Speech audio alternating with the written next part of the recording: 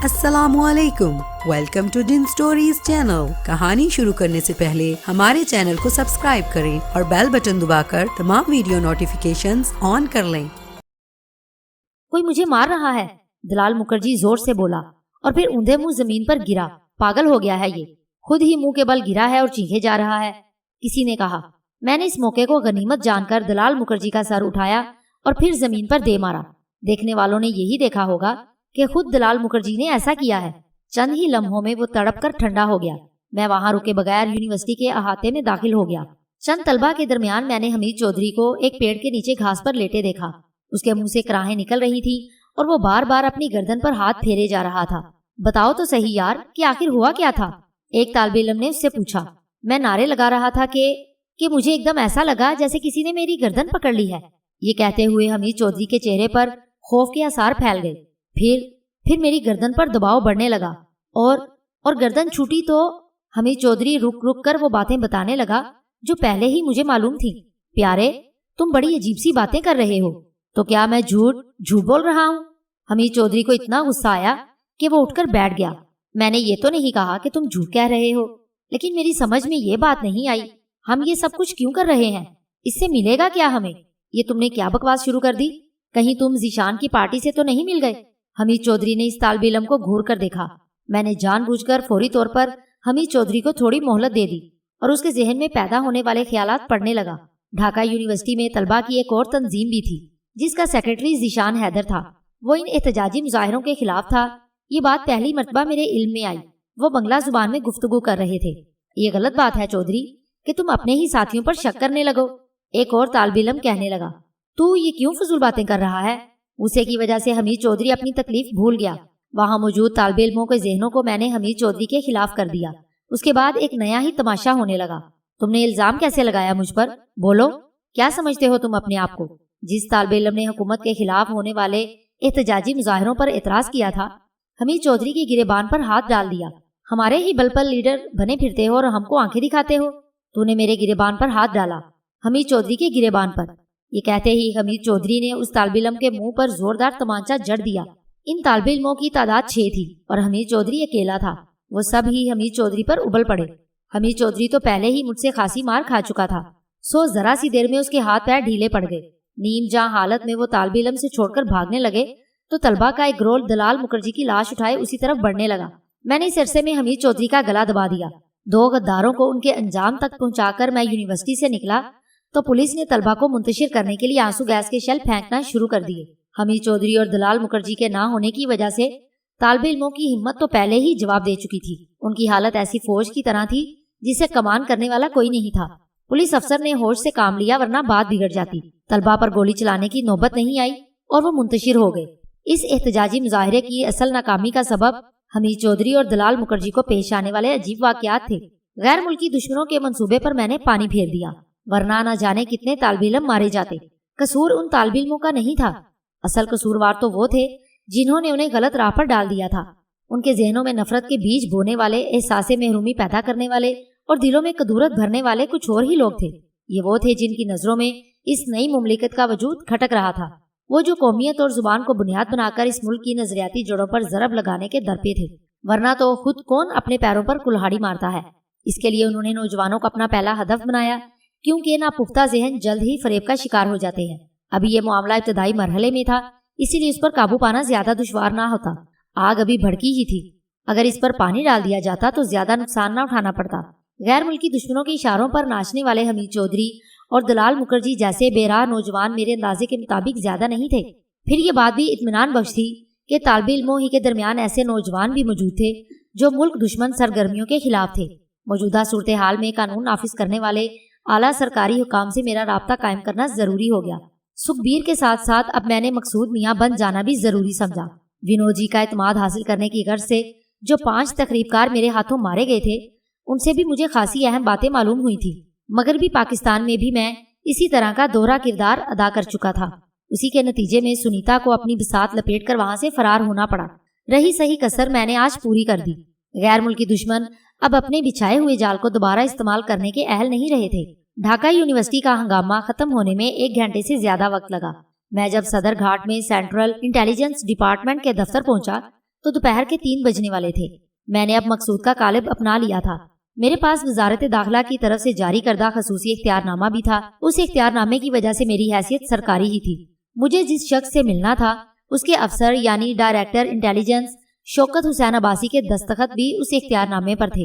Deputy director Badruddin گزشتہ رات پیش آنے والے معاملے میں الجھا ہوا تھا، اس لیے فوری طور پر مجھ سے مل نہیں سکا۔ 5 افراد کی ہلاکت یا خودکشی اس کے لیے ایک مسئلہ بنی ہوئی تھی۔ اس وقت محکمے کے ذمہ دار افسران کی میٹنگ ہو رہی تھی اور بدرالدین اس میٹنگ کی صدارت کر رہا تھا۔ میں نے اپنی جناتی صفات کو بروئے کار لا کر یہ سب کچھ معلوم کر لیا۔ اس میٹنگ میں خاص طور پر گزشتہ شب CID آفس میں موجود تمام عملے کو بھی طلب کر لیا گیا۔ اس میں انسپیکٹر رحمان بھی تھا تاکہ معاملے کے ہر پہلو پر اچھی طرح غور و خوض کیا جا سکے۔ تفتیشی افسر رحمان ہی تھا، اس لیے وہی بہتر طور پر یہ بتا پاتا کہ واقعات کس طرح پیش آئے تھے۔ انوپ رائے کے گھر میں موجود تہہ خانے کا سراغ بھی مل گیا تھا۔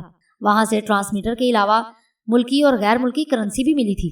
انوپ رائے وہی غیر ملکی تخریب کار تھا جسے میں نے خودکشی پر مجبور کر دیا تھا۔ میں اگر اسے اپنے اثر میں نہ لیتا تو CID والوں کو تہہ خانے کے متعلق بھی معلوم نہ ہوتا۔ صرف انوپ رائے اور مہندر ناتھ نے غیر ملکی جاسوس ہونے کا اعتراف کیا تھا۔ باقی 3 تخریب کاروں کے بارے میں یہ فرض ہی کیا جا سکتا تھا کہ وہ بھی غیر ملکی جاسوس ہوں گے۔ انہوں نے زبان نہیں کھولی تھی، پھر بھی اس سے کم از کم میرے لیے فرق نہیں پڑا تھا کیونکہ میں نے ان کے ذہن پڑھ لیے تھے۔ رحمان اپنی حماقت اور بیجا خود اعتمادی کے سبب مہندر ناتھ اور انوپ رائے سے بھی زیادہ معلومات حاصل نہیں کر پایا۔ میں نے اسی لیے ڈپٹی انٹیلیجنس بدرالدین سے ملنا ضروری خیال کیا کہ وہ صحیح خطوط پر آگے بڑھ سکے۔ تقریباً پونے گھنٹے کے بعد وہ میٹنگ ختم ہوئی جو دوپہر 2 بجے شروع ہوئی تھی۔ بدرالدین کو میں نے میٹنگ ہال سے نکلتے دیکھا۔ میں نے اس کے ذہن پر توجہ مرکوز کی تو پتا چلا اب اس کا ارادہ دفتر سے اٹھنے کا ہے۔ میں نے ایک پرچی پر اس کے PA کو اپنا نام لکھ کر دے دیا۔ PA نے مجھ سے کہا تھا کہ آج صاحب سے ملاقات مشکل ہے، آپ کل صبح آ جائیں تو بہتر ہے۔ میں نے جواب دیا تھا کہ انتظار کر لیتا ہوں، میٹنگ کے بعد اگر ان کے پاس وقت ہوا تو مل لوں گا۔ اپنے کمرے میں داخل ہوتے وقت بدرالدین اسی طرف سے گزرا۔ وہ ایک ادھیڑ عمر شخص تھا۔ اس نے اپنے چپڑاسی کو مخاطب کیا، میرا سامان گاڑی میں رکھ دو۔ اسی وقت PA نے وہ چٹ اس کی طرف بڑھا دی۔ سر، یہ صاحب بہت دیر سے آپ کا انتظار کر رہے ہیں۔ بدرالدین نے چٹ لے کر کھڑے کھڑے میرا نام پڑھا۔ میں سامنے ہی ایک کرسی پر بیٹھا تھا۔ ظاہر ہے میرا نام اس کے لیے اجنبی ہی تھا۔ نام پڑھ کر اس نے مجھ پر سرسری سی نظر ڈالی، پھر میری بجائے اپنے PA سے پوچھا، تم نے وجہ معلوم نہیں کی ان سے کس لیے ملنا ہے؟ سر، میں نے پوچھا تھا مگر انہوں نے وجہ نہیں بتائی۔ بدرالدین کے PA نے ٹھیک ہی جواب دیا، اب تو میرے پاس وقت نہیں ہے۔ اس کے علاوہ تم جانتے ہو کہ بغیر وجہ بتائے میں کسی سے ملنا پسند نہیں کرتا۔ ان سے وجہ معلوم کرو اور اگر وجہ معقول ہو تو کل صبح بلوا لو۔ مجھے کرسی چھوڑ کر اٹھنا ہی پڑا اور آگے بڑھ کر بدرالدین سے بولا، سر اس کاغذ پر ایک نظر ڈال لیجیے، پھر آپ کی مرضی مجھے ملنے کا وقت دیں یا نہ دیں۔ کیا ہے یہ؟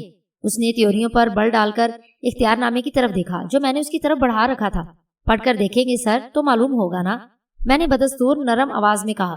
اس نے مجھے سخت نظروں سے دیکھتے ہوئے خصوصی اختیار نامہ میرے ہاتھ سے لے لیا اور اس پر نظر پڑتے ہی چونک اٹھا۔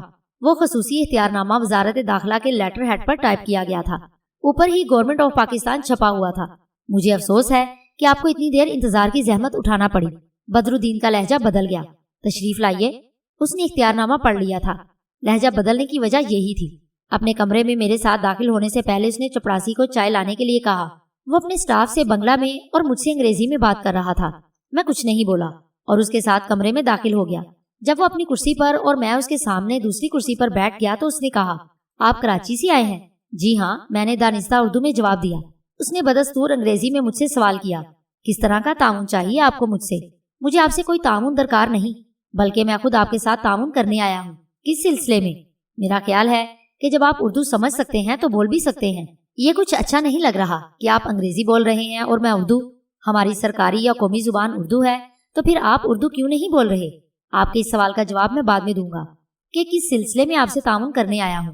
میری اردو زیادہ اچھی نہیں ہے، وہ خفیف سا ہو کر بولا، اس لیے انگریزی بولتا ہوں یا پھر بنگلہ۔ وہ اردو میں بات کرنے لگا۔ میں انگریزی بھی بول سکتا ہوں اور بنگلہ بھی، لیکن اردو بولنے کو ترجیح دیتا ہوں۔ بہت سے ایسے ممالک ہیں کہ جہاں متعدد زبانیں بولی جاتی ہیں مگر ان کی قومی زبان ایک ہے جو ہر جگہ بولی اور سمجھی جاتی ہے۔ آپ نے کبھی یہ سوچا کہ ان ملکوں میں کبھی زبان کے مسئلے پر کوئی جھگڑا کیوں نہیں ہوتا؟ ہم یہ بحث پھر کسی اور وقت کر سکتے ہیں، فی الحال تو آپ یہ بحث بلا سبب نہیں چھیڑی میں نے۔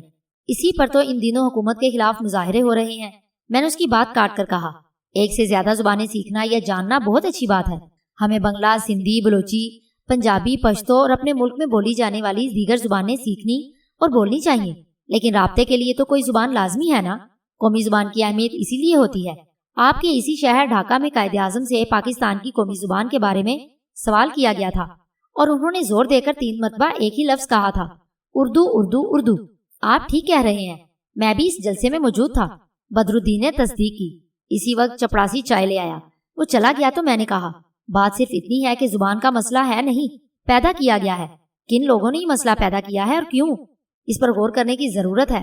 پھر تمام باتیں خود بخود آپ کی سمجھ میں آ جائیں گی۔ کچھ تو اندازہ ہو رہا ہے، لیکن ابھی طے شدہ طور پر کچھ نہیں کہا جا سکتا۔ چائے پیجیے۔ میں چائے کا گھونٹ لے کر کپ رکھتے ہوئے بولا، حیرت کی بات ہے کہ اب بھی آپ کسی نتیجے پر نہیں پہنچے۔ جن 5 افراد کو شبے کی بنیاد پر پکڑا گیا تھا، ان میں سے 2 نے تو یہ اعتراف بھی کر لیا تھا کہ وہ ہندوستانی جاسوس ہیں۔ پھر طے شدہ طور پر کچھ نہ کہنے کا کیا مطلب ہے؟ آپ کو یہ بات کیسے معلوم ہوئی؟ اس نے چونک کر پوچھا۔ مجھے تو یہ بھی معلوم ہے کہ ان 5 میں سے اب کوئی بھی زندہ نہیں ہے۔ میری معلومات کے ذرائع کیا ہیں؟ یہ جان کر آپ کو کوئی فائدہ نہیں ہوگا۔ خصوصی اختیار نامہ بلا وجہ نہیں دیا گیا مجھے، یہ تو آپ بھی سمجھ گئے ہوں گے۔ جہاں تک میرا اندازہ ہے، آپ کو تو ابھی تک اسٹوڈنٹ لیڈر دلال مکھرجی کے بارے میں بھی کوئی اطلاع نہیں ملی ہوگی۔ وہی ہندو اسٹوڈنٹ لیڈر جس کی نگرانی ہو رہی تھی۔ معلوم ہے مجھے کہ وہ زیر نگرانی تھا۔ مجھ سے مرعوب ہونے کے باوجود بدرالدین نے خود اعتمادی کا مظاہرہ کیا۔ لیکن یہ معلوم نہیں ہوگا آپ کو کہ وہ مر چکا ہے۔ میں نے بتایا۔ کب؟ مجھے اب تک کوئی ایسی خبر نہیں ملی۔ شاید اس کی وجہ یہ ہوگی کہ آپ میٹنگ میں تھے۔ آپ کو یہ خبر تو ہوگی کہ آج طلبہ اپنے اعلان کے مطابق نواب باڑی کے سامنے مظاہرہ کرنے والے تھے۔ ہاں، آئی جی نور الاسلام سے بات ہوئی تھی میری۔ آئی جی نے مجھ سے کہا تھا کہ ایسے انتظامات کر دیے گئے ہیں کہ طالب علم نواب باڑی تک نہیں پہنچ سکیں گے۔ ایک سوال کرنا ہے مجھے آپ سے۔ میں بولا، جب کل رات ہی کو خودکشی کرنے سے پہلے انوپ رائے نے غیر ملکی جاسوس ہونے کا اعتراف کر لیا تھا، تو دلال مکھرجی کو گرفتار کیوں نہیں کیا گیا؟ انوپ رائے کو اسی شبے میں تو زیر حراست لیا گیا تھا کہ دلال مکھرجی سے اس کے مراسم ہیں۔ میرے اس سوال پر بدرالدین لاجواب سا ہو گیا اور کہنے لگا، ہاں، ان حالات میں اسے گرفتار کر لینا چاہیے تھا۔ میں اس سلسلے میں جواب طلبی کروں گا۔ اب اس سے کیا حاصل؟ انسپیکٹر رحمان یہ کہہ دے گا کہ پے در پہ 5 افراد کی موت سے وہ بکھلا سا گیا تھا۔ میں نے کہا، کیا آپ رحمان کو جانتے ہیں اور اسی کے ذریعے رات کو جو کچھ ہوا آپ کے علم میں آیا ہے؟ جی نہیں، میں آپ کے اس انسپیکٹر کو نہیں جانتا، لیکن یہ ضرور معلوم ہے کہ وہ ایک بے وقوف آدمی ہے۔ مہندر ناتھ سے اسے جو سوالات کرنے چاہیے تھے اس نے نہیں کیے، لیکن یہ کریڈٹ تو بہرحال اسے جاتا ہے کہ اس نے مجرموں کو زبان کھولنے پر مجبور کر دیا ہے۔ بدرالدین کی لا علمی پر میں دل ہی دل میں ہنس دیا اور بولا، ہاں واقعی یہ کارنامہ بھی تو اس کا ہے۔ مہندر ناتھ انتہائی تشدد کیے جانے کے سبب مر گیا۔ اس کے علاوہ اس کی غفلت کے نتیجے میں انوپ رائے نے خودکشی کر لی۔ معاف کیجیے گا، آپ کے محکمے میں بھی دیگر سرکاری اداروں کی طرح نااہلوں کی کمی نہیں ہے۔ اس پر رحمان سے تحریری طور پر جواب طلب کیا جا سکتا ہے۔ بدرالدین نے مجھے مطمئن کرنا چاہا۔ جواب طلبی کے سوائے شاید آپ کے پاس کسی بھی مسئلے کا کوئی اور حل نہیں۔ مجھے یہ بتائیے کہ اب اس جواب طلبی سے ہوگا کیا؟ چٹاگام ہلز سے لے کر سرحدی گاؤں بینا پل تک غیر ملکی تقریب کاروں نے اپنا جال بچھایا ہوا ہے اور آپ بے خبر بیٹھے ہیں۔ خوش قسمتی سے کچھ غیر ملکی جاسوس پکڑے بھی گئے تو ان سے کوئی کارآمد بات معلوم نہیں کی جا سکی۔ خیر، اب ایسا بھی نہیں ہے، ہمیں اس کے سرغنا کا پتہ چل گیا ہے، تو پھر پکڑ لیجئے اس 30 کو۔ کمال کرتے ہیں آپ بھی، اسے پتہ چلنا کہتے ہیں۔ میں جھنجھلا گیا۔ بدرالدین بھی مجھے غبی معلوم ہوا۔ مجھے وہ ایسے سرکاری افسران میں سے لگا جو ضابطے کی کارروائی مکمل کر کے مطمئن ہو جاتے ہیں۔ اتنا سراغ مل گیا ہے تو پھر آئندہ تفتیش کے نتیجے میں اور ایسی باتیں سامنے آ سکتی ہیں جن کی مدد سے ہم غیر ملکی جاسوسوں کے سرغنا تک پہنچ سکیں۔ یقیناً آپ اس سلسلے میں ہماری رہنمائی کریں گے۔ کراچی سے شاید آپ کو اس لیے بھیجا گیا ہے۔ یہ کہتے ہوئے اس نے اپنے سامنے رکھے ہوئے اختیار نامے پر نظر ڈالی، پھر اس کے چہرے پر حیرت نظر آنے لگی۔ وہ خصوصی اختیار نامہ جس تاریخ کو جاری کیا گیا تھا اس پر درج تھی۔ اختیار نامہ ابھی تک اس نے مجھے واپس نہیں کیا تھا۔ آپ کو اس بات پر حیرت ہو رہی ہے کہ ابھی مجھے ڈھاکہ آئے ہوئے چند روز ہوئے ہیں اور میں نے اتنی ساری معلومات حاصل کر لی۔ جی ہاں، واقعی یہ میرے لیے حیرت کی بات ہے۔ اس نے اعتراف کر لیا۔ کام اسی طرح ہوتا ہے، ایسی ہی تیز رفتاری کے ساتھ۔ یہ کہہ کر میں نے اسے آج دوپہر کے ناکام احتجاجی مظاہرے کی تفصیل بتائی اور آخر میں کہا، اگر کسی وجہ سے حمید چودھری اور دلال مکھرجی اپنی موت آپ نہ مر گئے ہوتے تو طلبہ ہرگز منتشر نہ ہوتے۔ بدرالدین میری ہاں میں ہاں ملانے کے سوا اور کچھ نہ کہہ سکا۔ مجھے اس سے مل کر انتہائی مایوسی ہو رہی تھی۔ پھر وہ مجھے سے پوچھنے لگا کہ اب کیا ہونا چاہیے۔ پہلے تو آپ یہ اختیار نامہ مجھے واپس کر دیجئے۔ میں قدرے ناگواری سے بولا، یہ لیجئے۔ اس نے اختیار نامہ میری طرف بڑھا دیا۔ ہاں، وہ آپ کا نام نکل گیا میرے ذہن سے۔ لکھا تو تھا مگر مقصود میاں نام ہے میرا۔ ممکن ہے اب میں آپ سے دوبارہ ملنے آؤں تو میری صورت بھی آپ کے ذہن سے نکل جائے۔ فی الحال میں چلتا ہوں، آپ کو یوں بھی آج دفتر سے جلدی اٹھنا تھا۔ آپ کی بیٹی اور داماد بھی تو آئے ہوئے ہیں نا چٹاگام سے، میں نے اختیار نامہ طے کر کے لفافے میں رکھتے ہوئے کہا۔ جی؟ وہ تقریباً اچھل پڑا۔ آپ کو یہ بھی پتا ہے؟ رکھنا پڑتا ہے پتا، میں نے معنی خیز لہجے میں کہا۔ کہیں میرے خلاف کوئی انویسٹیگیشن تو نہیں ہو رہی؟ وہ گھبرا گیا اور پھر اپنی صفائی پیش کرنے لگا۔ میں تو روز صحیح وقت پر دفتر آتا ہوں اور صحیح وقت تک اٹھ جاتے ہیں، بلکہ آپ کی کوشش یہ ہوتی ہے کچھ پہلے ہی اٹھ جائیں۔ میں نے اس کی بات پوری کر دی۔ نہیں، وہ ہکلایا، بس آج ہی کچھ جلدی آپ کے خلاف کوئی تفتیش نہیں ہو رہی۔ میں نے اسے اطمینان دلایا۔ آپ کی بیٹی اور داماد کے بارے میں تو بس میں نے یوں ہی معلوم کر لیا تھا۔ اس نے اپنی جیب سے رومال نکال کر چہرے پر آ جانے والا پسینہ پونچھا اور پھر رازدارانہ لہجے میں پوچھا، کیا حکومت نے، میرا مطلب ہے ہوم منسٹری نے، کوئی اور نیا ادارہ قائم کیا ہے؟ بدرالدین کو یہ غلط فہمی ہو گئی تھی کہ میرا تعلق حکومت کے کسی نئے محکمے سے ہے اور اس کا سربراہ مجھے مقرر کیا گیا ہے۔ جواب میں صرف میں نے اتنا ہی کہا، جو کچھ آپ سوچ رہے ہیں ایسی کوئی بات نہیں۔ اس ذکر کو چھوڑ کر بہتر یہ ہے کہ کچھ کام کی باتیں ہو جائیں۔ دشمن کو اس معطل بنانے کا ایک طریقہ یہ بھی ہے کہ اسے بے سپر کر دیا جائے۔ وہ کس طرح؟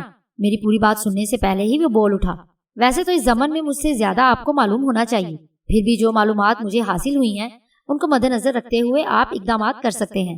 اس کی ایک صورت یہ ہے کہ آپ کے محکمے میں جو ذہین، قابل اعتماد اور ذمہ دار افسران ہیں ان کی ایک میٹنگ کل صبح 10 بجے طلب کر لیں۔ میں آپ ہی کی موجودگی میں انہیں بریف کر دوں گا۔ اس پر بدرالدین فوراً راضی ہو گیا۔ میں نے یہ سوچ سمجھ کر ہی اس سے یہ بات کی تھی۔ ہر محکمے میں ذہین اور بیوقوف افراد ہوتے ہیں۔ یہ ضروری نہیں تھا کہ اگر بدرالدین بیوقوف تھا تو اس کے تمام ماتحت بھی ایسے ہی ہوں گے۔ بعض افراد بہت کام کے ہوتے ہیں، لیکن بیوقوف افسران اپنے عہدوں سے فائدہ اٹھاتے ہوئے انہیں آگے بڑھنے کا موقع نہیں دیتے۔ وہ اگر ایسے ذہین اور باصلاحیت افراد کو موقع دیں تو انہیں خود اپنی سیٹ خطرے میں نظر آنے لگتی ہے۔ اس میٹنگ کی طلبی کا ایک سبب یہ بھی تھا کہ مجھے اندازہ ہو جاتا کہ کوئی کالی بھیڑ تو اس محکمے میں موجود نہیں، یا موجودہ صورتحال کے پیش نظر حکومت کے خلاف باغیانہ خیالات رکھنے والے افراد سے تو کسی کو ہمدردی نہیں۔ زبان اور قومیت کی بنیاد پر ان افسران میں سے بھی کوئی معتصب ہو سکتا تھا۔ قانون نافذ کرنے والے ایسے ادارے میں کسی تنگ نظر یا معتصب افراد کی موجودگی میرے خیال میں مناسب نہیں تھی۔ میں اٹھ کھڑا ہوا تو بدرالدین مجھے باہر تک چھوڑنے آیا۔ وہ مجھ سے بے حد مرعوب نظر آ رہا تھا۔ صدر گھاٹ سے میں نے پرانا پلٹن کا رخ کیا۔ اب مجھے انسپیکٹر جنرل پولیس نور الاسلام سے ملنا تھا۔ حالات کے پیش نظر آئی جی کو پولیس ہیڈ آفس ہی میں ہونا چاہیے تھا، کیونکہ شہر کے حالات اعتدال پر نہیں تھے۔ تھانہ پرانا پلٹن ہی کو اس وقت تک پولیس ہیڈ آفس کا درجہ حاصل تھا۔ توقع کے مطابق آئی جی نور الاسلام مجھے اپنے دفتر ہی میں ملا۔ جب میں نے اسے اپنا تعارف کروایا اور اختیار نامہ دکھایا تو وہ بڑی خوش اخلاقی کے ساتھ ملا۔ میرے لائق جو خدمت ہو بلا تکلف فرما دیجیے، وہ بولا۔ اس نے مجھ سے اردو میں بات کی، پھر چائے کے لیے پوچھا تو میں نے منع کر دیا۔ اس کا ذہن پڑھ کر میں نے جان لیا کہ وہ بدرالدین کی طرح نہیں ہے۔ وہ ایک ذمہ دار اور ذہین افسر تھا۔ اس کے علاوہ مجھے بھی اور کچھ نئی باتوں کا علم ہوا۔ میں اپنے کسی ذاتی کام کے سلسلے میں آپ کے محکمے سے تعاون نہیں چاہتا، میں نے وضاحت کر دی۔ مجھے خوشی ہے کہ آپ کے محکمے میں کچھ ذمہ دار افسران بھی موجود ہیں جو اپنے فرائض کی ادائیگی میں صبر و تحمل سے کام لیتے ہیں۔ اس وقت بھی اسی صبر و تحمل اور قوت برداشت کی ضرورت ہے۔ آج دوپہر کے وقت جو 2 اسٹوڈنٹ لیڈر مظاہرے کے دوران میں مارے گئے، پولیس کا اس میں کوئی قصور نہیں، وہ اپنی موت آپ مرے ہیں۔ ان میں سے ایک حمید چودھری کو خود اسی کے ساتھیوں نے ہلاک کر دیا، اور دوسرے اسٹوڈنٹ لیڈر دلال مکھرجی نے ایک طرح سے خودکشی کی ہے، کیونکہ اس کا ذہنی توازن درست نہیں تھا۔ پولیس پر جو الزام لگایا گیا ہے غلط ہے۔ ایس ایس پی محمد صادق کا بیان بالکل درست ہے کہ طلبہ کو منتشر کرنے کے لیے صرف ٹیئر شیلنگ کی گئی تھی۔ ان میں سے کسی کو نہ تو پکڑا گیا نہ ان پر پولیس نے تشدد کیا۔ میں آئی جی سے جو کچھ کہہ رہا تھا اسی کے ذہن کو پڑھ کر اور ذاتی تجربے کی بنیاد پر کہہ رہا تھا۔ جس پولیس افسر کو میں نے جیپ میں سوار دیکھا اور مشتعل طلبہ کو جس نے لاؤڈ سپیکر پر میرے سامنے وارننگ دی، اسی کا نام محمد صادق تھا۔ مجھے یہ چال ونود جی کی ہی معلوم ہوئی کہ ان دونوں اسٹوڈنٹ طلبہ کی موت کا الزام پولیس پر لگا دیا جائے۔ اس کا واضح مطلب یہ بھی تھا کہ باغی طلبہ تنظیم کے دوران حمید چودھری اور دلال مکھرجی کے علاوہ کچھ مہرے اور بھی تھے۔ ونود جی یقیناً ابونی سے کام لے رہا تھا۔ ڈھاکہ یونیورسٹی ہی سے آئندہ روز دوپہر کو حمید چودھری اور دلال مکھرجی کے جنازوں کا جلوس نکلنے والا تھا۔ اس سلسلے میں پولیس کو اطلاع مل چکی تھی۔ آئی جی نور الاسلام نے میری پوری بات بڑی توجہ اور سکون کے ساتھ سنی، پھر بولا، مجھے نہیں معلوم کہ آپ کس حیثیت سے اس مسئلے پر اظہار کر رہے ہیں، لیکن یہ اندازہ آپ کی گفتگو سے ضرور کر لیا ہے۔ مرکزی وزارت داخلہ نے آپ کو یہاں ہماری مدد کے لیے بھیجا ہے۔ ایسا نہ ہوتا تو آپ آج پیش آنے والے واقعے سے پوری طرح باخبر نہ ہوتے۔ میں آپ کو خوش آمدید کہتا ہوں مقصود میاں۔ یہ فرمائیے، کل جو صورتحال پیش آنے والی ہے اسے کس طرح قابو میں کیا جائے، سختی کی جائے یا پھر آج ہی کی طرح نرمی سے کام لیا جائے۔ جنازوں کے جلوس کی آڑ میں طلبہ توڑ پھوڑ بھی کر سکتے ہیں اور آج ہی کی طرح پولیس پر پتھراؤ بھی ممکن ہے۔ یہ تو آپ بھی یقیناً جانتے ہیں کہ قانون کو ہاتھ میں لینے والوں سے رعایت نہیں کرنی چاہیے۔ صبر و تحمل سے میرا مطلب رعایت کرنا ہرگز نہیں، کہنا محض یہ ہے کہ صورتحال کو مزید بگڑنے سے روکنے کے لیے پولیس کو جلد بازی سے گریز کرنا ہوگا۔ اسی کے ساتھ یہ بھی سوچنا پڑے گا کہ ان حالات کے بنیادی اسباب کیا ہیں۔ کہیں ایسا تو نہیں کہ طلبہ کو کوئی اپنے مقاصد کے حصول کی خاطر استعمال کر رہا ہو۔ مجھے بھی کچھ ایسا ہی لگتا ہے، آئی جی نے جواب میں کہا۔ طالب علموں کو بھڑکایا جا رہا ہے اور انہیں بھڑکانے والے طالب علموں ہی کے درمیان موجود ہیں۔ میں نے بات کو مزید واضح کر دیا۔ مثلاً حمید چودھری اور دلال مکھرجی کو اگر پہلے ہی گرفتار کر لیا جاتا تو شاید آج اتنے بڑے پیمانے پر احتجاجی مظاہرے کی تیاریاں نہ ہو پاتی۔ جو اسٹوڈنٹ لیڈر ملک دشمن عناصر کے ہاتھوں میں کھیل رہے ہیں ان پر تو آج ہاتھ ڈالنا ہی پڑے گا۔ اس کے علاوہ ایک بات یہ کہ یہی ملک دشمن صورتحال کو مزید بے قابو کرنے کی خاطر جرائم پیشہ افراد سے بھی کام لے رہے ہیں۔ یقیناً، آئی جی نے میرے خیال سے اتفاق کیا۔ مظاہروں کے دوران میں اب تک جو گرفتاریاں ہوئی ہیں ان میں کچھ جرائم پیشہ افراد بھی شامل ہیں۔ ہمارا خیال اب تک یہ تھا کہ ان اشتہاری مجرموں نے موقع سے فائدہ اٹھا کر لوٹ مار میں حصہ لیا ہوگا، لیکن آپ کی بات میں زیادہ وزن معلوم ہوتا ہے۔ یہ کوئی منظم سازش ہے اور سب کچھ پہلے سے سوچے سمجھے منصوبے کے مطابق ہو رہا ہے۔ گزشتہ 1-1.5 مہینے کے اندر بڑی تیزی کے ساتھ حالات کا رخ بدلا ہے۔ میرے خیالات سے آئی جی کا متفق ہونا اس بات کی دلیل تھا کہ وہ بیدار مغز آدمی ہے۔ میں نے اسی سبب اس سے کھل کر بات کی۔ اسے میں نے ان جرائم پیشہ افراد کے بارے میں بتایا جن کے متعلق مجھے علم ہو چکا تھا۔ پھر کہا، کل جنازوں کے جلوس کو جو طالب علم رہنما لیڈ کرنے والے ہیں انہیں دوپہر سے پہلے ہی گرفتار ہو جانا چاہیے۔ اس ضمن میں آپ کو ضروری معلومات کل صبح 9 بجے تک فراہم ہونی چاہیے۔ میرا خیال یہ ہے کہ اس سے خاصا فرق پڑے گا۔ جنازوں کا جلوس تو خیر نکلے گا لیکن اس سے ملک دشمن عناصر کوئی فائدہ نہیں اٹھا سکیں گے۔ میں انشاءاللہ کل صبح 9 بجے اپنے دفتر میں ہی ملوں گا۔ اس پر یقیناً آپ نے غور کر لیا ہوگا کہ اپنے لیڈروں کی گرفتاری کا طالب علموں پر کیا رد عمل ہو سکتا ہے۔ قصہ دراصل یہ ہے کہ بعض اوقات بیجا نرمی بھی کام بگاڑ دیتی ہے۔ اتنی سختی تو ضروری ہے۔ میں صرف ان طالب علم رہنماؤں کی گرفتاری کے حق میں ہوں جو ملک دشمنوں کے اعلی کار بنے ہوئے ہیں۔ اس سلسلے میں انٹیلیجنس والوں کو آپ کی رہنمائی کرنی چاہیے تھی لیکن کسی سبب وہ ایسا نہیں کر سکے۔ ایسا کیوں ہوا یہ ایک الگ مسئلہ ہے۔ فی الحال تو میں نے آپ کو جن جرائم پیشہ افراد کے نام لکھوائے ہیں انہیں فوری طور پر حراست میں لے لیں۔ میں نے جو فہرست فراہم کی تھی اس میں کانتا کا نام بھی شامل تھا۔